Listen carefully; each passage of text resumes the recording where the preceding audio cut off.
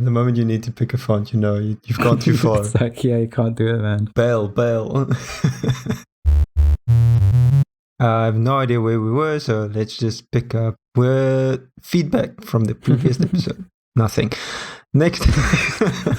Actually, we did get some nice feedback. I think it's the best feedback I've received on an episode yet, so that's good. I haven't looked at the stats in a very long time. I actually don't even know what our podcast is doing, to be honest. But this is fun. I enjoyed it. Yes. I've been thinking about intentionality and thinking about attention and how I direct my attention. And I have some things I want to discuss about interstitial journaling in Rome and Clubhouse. And that's about it, actually. I'm feeling, my brain is feeling less cluttered these days. Ooh, that's good though. That's very good. Yeah, I was going to say we should mention about our Clubhouse chat the other day. I did enjoy that a lot. Yes, it was fun. But I'll leave that to you. What? Yeah, so we've been doing a thing. We did. We have. We started another club. The Clubhouse Club. Oh, yeah. Club.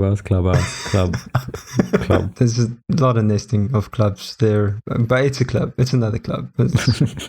Yeah. We did I think a first one way back, which was just undirected. And then the first one we did with a topic was on mental models and tools for thought, which I think went pretty well. It went really well. There was a lot of interesting conversation. Really interesting conversations about algorithms of thought and how those can manifest as templates inside of Rome, which I think is pretty cool. Yeah. So I've been doing some templating in Rome, creating some reusable templates, which is pretty nice. Trying to be more conscious of the things that I do on a daily basis and how I can transform those processes into templates, and trying to catch myself when I feel what's the word?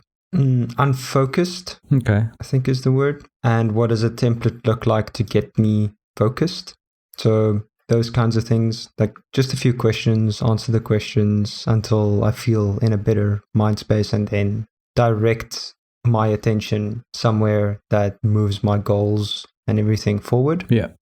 My yearly theme, my goals, my values, and make sure that what I'm doing aligns with that and kind of direct my focus in that direction. And I think it's been a pretty cool experiment, actually, to be honest. I'm having a lot of fun because it's like these little, during the day, I would take 5 minutes in between tasks and just think about where am I at right now? What did I just do? What do I need to do next? And how does this align with where I want to be? And am I still focusing my attention on the correct things? And it's a nice little sanity check, combined with what I've been doing as well as interstitial journaling, where basically between switching tasks, I write down what I just did and then write down what I'm doing next, so that when if I take a break, I go for a walk, I come back, that I know exactly the next thing to do. Yeah. There's no extra lag trying to sit now and think, okay, cool, what am I doing now? Where was I? And all those kinds of things. So it's been fun. It's been productive. And if I could ask, what format do you use in Rome for the interstitial journaling? Do you just do it in the daily notes, or do you have like some sort of template thing you put together? No, so I use the daily notes. Okay. I built a smart block for Toggle. So basically what I can do is inside of Rome, type a description, which would be the description of my timer and Toggle, tag the project and tag the client, and then go, it's a Rome 42 smart block, so you trigger it with JJ, and type JJ start timer, and it will take that and start that timer in Toggle with a little template that I've defined to say starting time. It tags everything correctly and then puts my cursor at the end so I can press enter to go to the new line. I'll build it out later. So I've got some ideas on things to build out, where if a timer with a specific description or project or client gets triggered, then it runs a template after that. Yeah. So I've predefined templates, so I can set up contexts based on the timers that I start and then pre-populate templates. So if I, for instance, have meeting in the description of the timer, then it will automatically create a meeting template, run a meeting template after starting the timer and injecting the little template. That's cool. Yeah. So those kinds of things. I'm trying to think about those low-hanging fruit kind of automations that it takes just that little bit of friction away from having to type things out the whole time in Roam. Yeah, exactly. And tying them into things that I do already, starting timers for meetings. And it's been fun, but it's also at a point where I need to wrap up this smart block and get it out there, because I do have a lot of people asking me about it, and I keep tinkering and improving it, and I need to just get it to a point where I tie a nice bow around it and I ship it. Yeah, exactly. Got to do it. I've been trying something similar, although it's not in Roam. It's still in my good old work Coda. I want to try and take more meeting notes, especially when important decisions are made, because it's easy for all of us to remember it. But as the months drag by, we start forgetting things, and I'm really not that good at meeting notes generally. And if there's not someone who sends an email afterwards with the important things that were said, then it's just all in our memories now, which is not great. So Coda has got a template for meeting notes, but it's awful. It's way too bloated and I don't need all that information. So I've sort of made my own sub page, and then it's just called meeting template. And then I copy it, and there's another one called this meeting. So when I'm in a meeting, I can just go to this meeting and start filling in whatever I need to do while I'm on the meeting. And then as part of the wrap up for that is I duplicate the template and call it this meeting again. So do you see how the cycle goes there? Right. It's been okay, but it still feels really janky. I really just want a button I can click and then it does all of that for me. So then I thought, well, maybe instead of doing a full page, it should be a table, because that's where all the button stuff is in Coda. But I don't know. I haven't played with maybe that'll be more performant than a bunch of pages. Probably. But so far, the page thing is working okay. Yeah, there's also form inputs now in Coda. I saw that. Yeah, that's why I thought the table thing might be a better idea now. Because on the original input on their tables, it was never going to work for me. It's way too clunky. Yeah, no. But form inputs might be a way to go. Yeah, my meeting template in Roam is pretty simple. I actually redefined it a bit again this week, where it's just called meeting. So you double semicolon triggers the templates in Roam. And the only things that I have under there is objective, questions, attendees, notes, and then optional outcome. So objective questions and attendees is kind of the things that I do pre-meeting. I'll run through that, like what are my open questions that I'm going into here, what's the objective of this meeting, so I can keep focused on that. Then I make notes through it. So the only thing during the meeting that I'm focusing on is the underneath notes, is the notes section. I'm just writing in notes and just tagging and everything, and making very, very verbose notes and just tagging all over the place, because I can fix it later as long as everything is in there. Yeah, it's easy to take away, but you can't really put back. Right. And then the outcome is, if there's a clear outcome or some kind of action points or anything at the end, then I'll put that underneath outcome. But that I do post meeting again. Because I used to have a template where I had sections for each thing, and then I had to jump around in the meeting between, and it's just too much friction. It doesn't work. Yeah. And the power of Roam is just being able to tag anything anyway. So I'm just leaning into tags and just tagging everything. Yeah, that makes sense. And it's been pretty, I mean, on the new template, I've only run 2 meetings so far, so we'll see. So far, it's good. Nice. Let me know. Yeah. I'm still hesitant to move my work stuff to Roam, but we'll see. Maybe. Yeah, it's getting to the point where maybe it makes more sense for me to have 2 Roam databases, but I kind of don't want to because I don't want to keep switching databases. Yeah, that's my main problem too, is I don't want to switch between databases. I like that Roam is just Roam, and that's where Roam things go. And then I have Coda for work things. And that mental separation is also kind of valuable. But then, of course, I don't have all the Roam tagging and all those nifty features. Yeah. So I don't know where we're going to slot this in, but going forward, we're going to try and stick to a once a week clubhouse, I think. Yeah. It's been a lot of fun, and we're meeting some really nice, smart people way smarter than us, which is always good. Oh yeah, definitely. I've been continuously pretty much every single time I've been on a clubhouse session, there's someone smarter than me, and that's amazing because I just go into sponge mode and absorb all of the knowledge. I've never made so much notes in such a short amount of time since that first clubhouse we did. For sure. It was absolutely crazy. So many things to ponder. I was mentally tired afterwards. I just wanted to lay down and think for a minute and then just not think at all for a bit. It's like, I cannot wait. Yeah. It's too much for me. I'm not used to this high intensity thinking, meta thinking. Yeah, it was pretty But in a cool. good way, It was really nice. No, I really enjoyed it. I've got loads of invites. I'm sure you probably do too. Yeah. But since it's still iOS only, it's a little bit limiting. But hopefully they fix that soon. Yeah, I still have I think 4 invites. So hit us up if you're iOS and wanna join in or find your own clubhouse sections to go listen in on. Yeah, hit me up with the DMs. Do you have anything you want to discuss? Because ClackLab's been doing pretty well. Yeah, it has. It has been doing surprisingly well. I may have been too cautiously optimistic at the start when I set my goal. So in the previous episode, as part of the yearly themes, I described that one of my main goals as part of the year of content is to create loads of videos and stuff for ClackLabs. And I sort of thought maybe I'll be able to get it to 100 subscribers by the end of the year. Well, we're at the end of February now, and it's already gone over 300 subscribers. So I've been doing really well. Well done. Thank you for the kind words. Yeah, the videos are really good, man. I have not a clue what you're talking about, but I can't stop watching. It's amazing. Well, yeah, that's one side of it. It's just if I make it look really pretty, then I'm sure it will attract enough people. Yeah, and I mean, who doesn't want to listen to someone talk about pandas and kiwis? It's amazing. Yeah. I love pandas.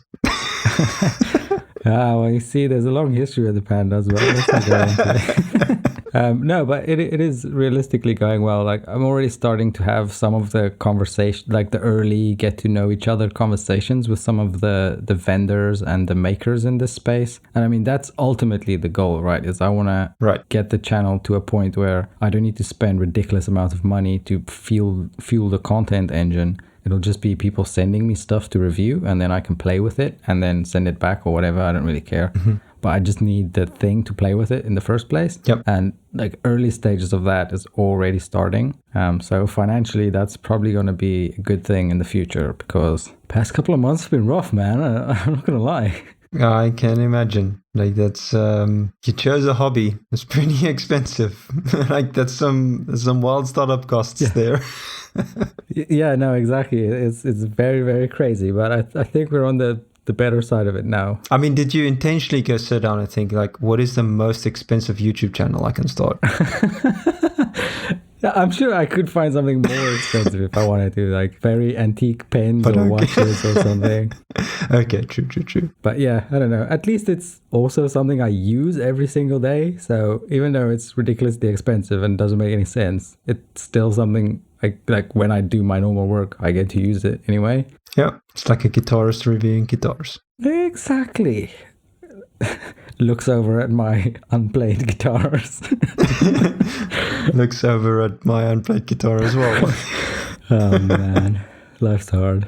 Anyway, you know what? I was thinking about this earlier today, and there's probably a bias for this. There's definitely a bias for this. It feels like everyone else is more productive than me. I think that's definitely not true, but I know it's not. I know I get a lot done, but it feels like, I guess it's because right now, and for a while now, it's because I feel like I'm not getting to the things that I want to do, because there's always something else that's more important that's not currently aligned with my immediate values, because it's a means to an end. Yeah, exactly. It's to get the company to the next level so that I can focus on the things I want to focus on. There's times where the grind just gets to you, and I think like the moment that I can get out of that and I can align the work that I do more with my values, that'll go away. I think then I'll get more clarity. Yeah, that definitely makes sense. At least that's what I'm feeling. like right now. But now I'm catching myself thinking this again because for some reason lately I'm doing this where I'm now in this mood and now it's like I'm stepping outside of myself and now I'm looking at the situation. I'm saying like, okay, I'm feeling disconnected with my values right now. I feel like I'm not in alignment. What's a template that I can write to get myself in alignment? Well, that's a cool new metacognition. Exactly. That's kind of the thought process going through my mind as I catch myself in these states, and then I think, hang on, what are questions that I can ask myself now that I can answer to get me out of this into a positive mindset, so that I can understand this is temporary. Yeah. And actually answering those questions will show me, you know what, the things that I'm doing is actually not that far off from my values because of this, this, and this, because then I can justify it. I can say, okay, well, this thing I'm working on is actually aligned with my values in this way, and this way, and this way. Yeah. And I think about a way to justify that to myself. Now, I mean, you could say then, maybe that's just, looking for connection. So you're trying to find something, but maybe that's good because if it gets me in a positive mindset, it gets me in a positive mindset. Exactly. Yeah. That is what gets me to not burn out. Then that is the thing I want to do. Yeah. Yeah, I don't know. I'm rambling, but I feel like I'm onto something. There's definitely something there. Yeah. The few templates that I've created have been useful. It's been guiding me in the direction that I want to go. So I guess that's valuable. Yeah, I think so. Ugh, but what do I know? I'm just a guy thinking about thinking. Yeah. Thoughts? What are your I don't know. My thinking about thinking has been very quiet lately. I think it's probably due to extended lockdown still going on. Well, that might be good. Yeah, in a way. I mean, it's not bad, but it's also not great. I mean, there are things I usually do to sort of reignite the fire, and that's read more curated, important things or listen to more podcasts around curated things I want to learn. Or what I usually end up doing is finding something new to be interested in and then letting that like absorb me. But for once back to the keyboards, that's I'm forcing myself now to stay interested in this longer than I usually would have, I guess. So in a way, it's keeping me accountable to that, and I'm sort of anchored to this hobby now, at least for short to medium term. And that's been interesting, but on the downside of that is I can't use it as a new inspiration engine, I guess. From the outside, it is a hobby that touches on a lot of your hobbies. It does, yeah. I mean, it's video recording and editing, which is kind of, I mean, a lot of photography sort of stuff. It's audio. I don't know if you actually like audio editing, but it's audio editing. I don't love audio editing, but I like audio. Yeah, well, you're good at it. Well, okay, you like audio. And then, I don't know if you want to talk about the other stuff, but it also touches on programming because of some of the stuff that you're doing. Yeah, I've got a project there that a sort of need that I saw and wanted to fulfill just for myself. And I've been working on that, and it's been, I don't know, it's weird. I've never worked on something that is as perfect in the moment for me as anything before it. So whenever I start working on it, it's pretty much guaranteed flow state within 15 minutes. And it's happened, I've probably worked on it about 5 or 6 days, separate days now. And every single time I get started, next thing I know, 4 hours have gone by and I had no idea that it even happened. So that's really cool. I'm learning a lot because I'm using technologies that I don't use as much as I should, I guess. So it's like the perfect balance of difficult / I want to figure it out / I'm interested in the actual topic behind the coding. It's kind of at the point now where it might be ready for like an MVP launch, or at least the admin backend I built for it is. I still need to build a sort of front end for the general public to see, but yeah, anyway, that's going well. So yeah, that's true. It is adjacent to other interests, but then of course got to be careful because you don't want to get too deep into the programming hobby when the whole purpose for the keyboard hobby was to do something that is not programming. Right, I hear you. Yep, totally. I had a similar issue when I started my blog way back where I basically wanted every article that I write to have a little embeddable something cool that I wrote, some code. Yeah. But then the same thing happened with me, where I would spend so much time on building the actual little tool or the code that gets embedded in the post, that the writing was kind of an afterthought, which is not like, it should be supportive. It shouldn't be the thing. Yeah, exactly. Right now, my ideal blogging platform does not exist. I guess Rome is almost there with smart blocks and stuff. And maybe with Rome Render that's coming out now. Not that I want to learn Clojure, but I guess I will if I have to. But being able to write and then create a code block, write some code right there, and then have it execute in place, and then carry on with the article, having these little interactive, rich sections scattered through the actual blog, and not for it to be the main feature, but to drive a point home. Yeah. That it would be, I would write about something and then I would code a little widget or a little embedded thing that drives home the point. Yeah, like your existential crisis simulator. Right, exactly. That's what I want. I want to write Markdown and code interchangeably. And I know it's easier these days with things like MDX and all those things. So I need to dig into those things again because it's been a while. I think when I built my blog way back, those things were very, very, very, very early days. So I need to rethink that. But I also don't want to build an entire blogging platform from scratch. Yeah. The problem is I need that. But what I need more is low friction. Yeah. Because I know myself. If there's high friction to getting something out, then I'm not gonna hit publish. I overcomplicate things. I need to stop. I need to make it simple. Well, I guess there's a metacognition template there. What can you do to make it simple yet workable? I've got the same problem now with, I probably need to start thinking about actually putting something on the Clack Labs websites, because it still just redirects to my YouTube. And I need to probably do a thing for the newsletter and do a thing for, if this new other thing I'm working on goes live, that's going to have its own pages and stuff. Then it's do I want to have a CMS? No, I don't want to blog. Oh, what am I going to put on it? I don't know. So I'm just going to ignore that whole topic for now and not think about it. That's another very simple solution. It seems to work okay. Yeah, that's a simple solution. Yeah. I might just do what I did on my blog, where it's just a list of links and then they take you where you need to go. I quite like that landing page idea, actually. So simple. It is. What do you want? This is the option. I did the same on mine. But it makes a lot of sense.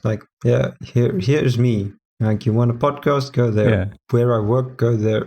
You want my LinkedIn? Go there. Exactly. Yeah, it's nice. I like it. I guess we should start wrapping up with our clubs. How's Health Club going? I went for a few walks, and I went for one very, very low intensity run. Okay. And that's it. Okay. I am. My weight is kind of steady, but I did pick up quite a bit from December, so I need to start.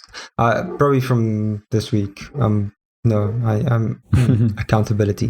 This week, I am going to start exercising again. I've been taking it pretty slow, just because I've been feeling sluggish and tired, and work was also a bit hectic the first 2 months of this year.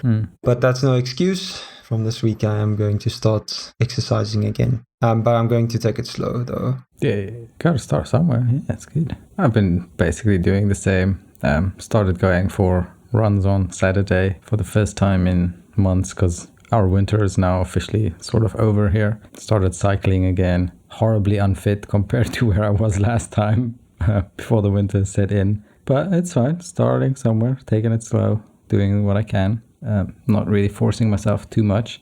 I did get I don't know if I said last time, I can't remember, but I did get a Fitbod subscription when they announced that the lockdown would carry on for even longer. I was like, okay, well, I hate home workouts. There's very few things that I hate more than that, especially with no equipment and no room for it. But if anything is going to make me do it, it's going to be the stupid app that everyone recommends.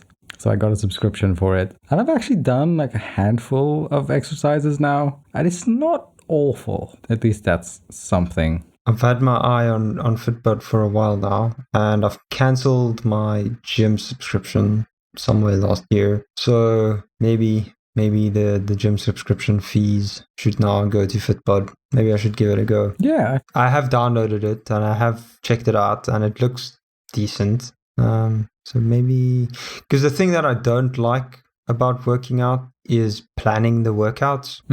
So if that gets removed, and Fitbod can just do that for me, then it does all of that. Like, you don't even have to think about it. It's just like, this is your workout. Do you not want to do this? Okay, just change it for any one of these options. Like, yeah, perfect. Yeah, I might give it a go. And the other thing I like about it is that you can specify the equipment that you have. Yeah. And I've got a few things that I've lying around. And the nice thing is it's then easier to see value for money, best next thing to buy to get a better workout. So I'll see quickly, okay, maybe I need to get one more set of dumbbells. Those kinds of things. Like buy those low-hanging fruit. No, I've said low-hanging fruit twice on this episode. No, like they're freaking corporate. They're getting to me. Stop it. It's gonna be the episode name now. I hate the term low-hanging fruit, and I've said it twice tonight. Stop it, Daniel. Stop it. Anyway, yeah. So cool. All right, we're gonna keep each other accountable on the fitness club then. Yes, we can do that as we do. I've got observation club, but I think I've done like all of my sections. Everything I've spoken about was pretty much observation club. Observation club is actually a metacognition club. Whoa, that's true. That is very true. That phrase George said in our last Clubhouse chat has really stuck with me. I think it was something like, so whenever you find yourself in a situation and you're reacting a certain way, thank it for protecting you and ask it what it's protecting you from. I don't know, there's something really profound there. Because a lot of times we naturally respond in certain ways in environments and situations without really thinking about it. And sometimes your natural response can be, or at least for me, I'd sometimes justify it as it's out of character or it doesn't really fit with the personality, at least I think I have or I want myself to have. And then sort of thinking about it and why is this happening and how can I prevent it, that kind of thing. I think this really helps with that because I've never really thought about that side of it. I've always thought of this is a bad behavior that needs to stop and I need to like modify my own behavior. Instead of going, okay, it's fine that this happened. What is my brain protecting me from? Like, if that makes sense. And then from there going, okay, how can I modify it? Yeah, also resonated with me quite well. I've never thought about, if you think about it, like first reaction, first instinct, obviously that's you, that's your being, or I guess I don't know if I want to say brain or body, or it's like you protecting yourself, because it's a first gut instinct, right? Yeah, it's instinct that kicks in, right? So it happens for a reason, and that phrasing, ask it what it's protecting you from. It's very powerful. It's actually, that was a very cool insight from George. We'll link George's Twitter and stuff in the show notes, definitely. For sure. We definitely will, yeah. Very smart guy. Got lots to learn from him. Yep. And is that a wrap?